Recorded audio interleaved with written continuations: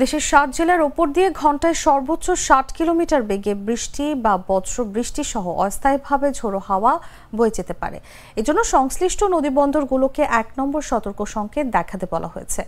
রোববার ভোর ৫টা থেকে দুপুর ১টা পর্যন্ত দেশের অভ্যন্তরীণ নদীবন্দরগুলোর জন্য জারি করা সতর্ক বার্তায় আবহাওয়া অধিদপ্তর এ তথ্য জানিয়েছে।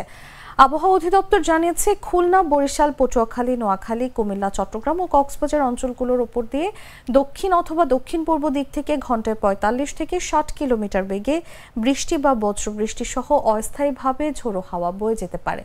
এসব এলাকার নদীবন্দরগুলোকে ১ নম্বর সতর্ক সংকেত দেখাতে বলা হয়েছে।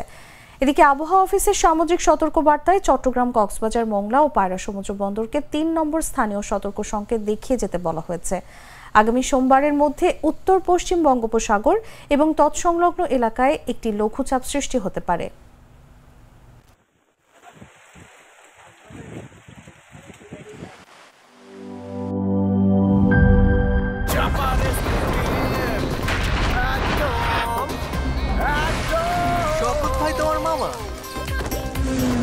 খাও চাপার জোর বাড়াও।